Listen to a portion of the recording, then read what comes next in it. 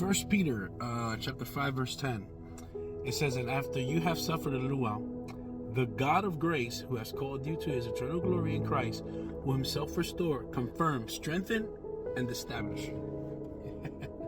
After all that you've been through. Think about it.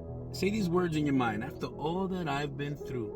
After all that you've been through, what's next? What's the next step? What's the next decision? What's the next emotion? And what's the next move? Will you go gonads fired in a head-on collision with your intentions in a Russian roulette with what can be, what should be, and what would be concerning tomorrow? Good questions, isn't it? I've learned that there will be times when things are broken and damaged in our lives. Problems that seem to arise out of nowhere. Out of the left, out of the right, out of the back, out of the front. Pain that we can't begin to understand, and shattered pieces that we're simply unable to put together or to be held together. And through it all, one thing stands. And that one thing is that God will still deliver us to our destination.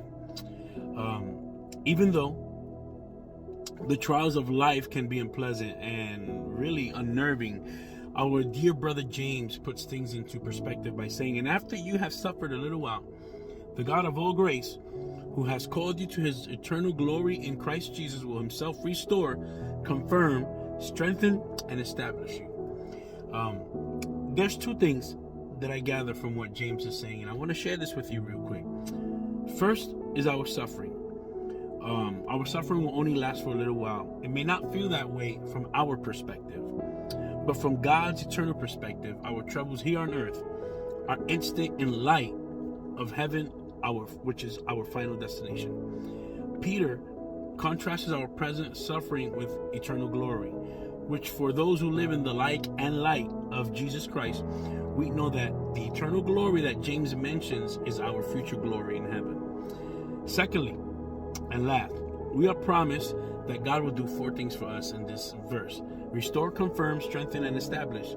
These words, however, hold a lot of weight and carry great significance, especially in the Greek language. Let me share this with you. First, restore. What's restore? To complete, thoroughly, to repair, or to adjust.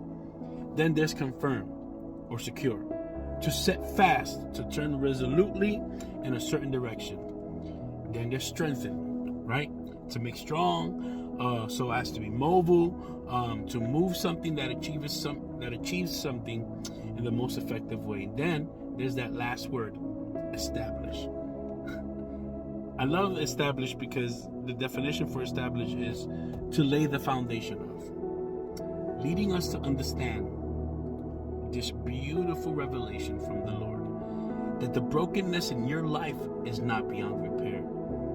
God sees your suffering, and he sees what you're going through, and he himself will restore, confirm, strengthen, and establish you. So while you're trying to figure things out, you're trying to figure out the whys, the whats, the whens, the wows, and you're desperate for a woosah moment, God is doing all these things on your behalf, even in your suffering. Why is this, Johnny? Why? Because as the Apostle Paul writes in Romans 8:28, and we know that those who love God, for those who love the Lord, all things work together for the good, for those who are called according to his purpose. And we know that God causes everything to work together for the good of those who love God and are called to his purpose. So before I leave you, I want to leave you with a nugget for your spirit. Before attempting to steer what's broken in the direction that you feel it should go, or the direction that you want it to go, what you need to do is first welcome God into your situation, always trusting that with God you can travel through life's detours, you can go through diseases, delays, disappointments, because God is on the journey with you, actively guiding you towards his plans for you. So, what do I say? In this process that you're in, take heart, because your brokenness, whether you see it or not, has an end. And after all that you've been through, like Ty Tribbett says, if God is in control, you still have your joy.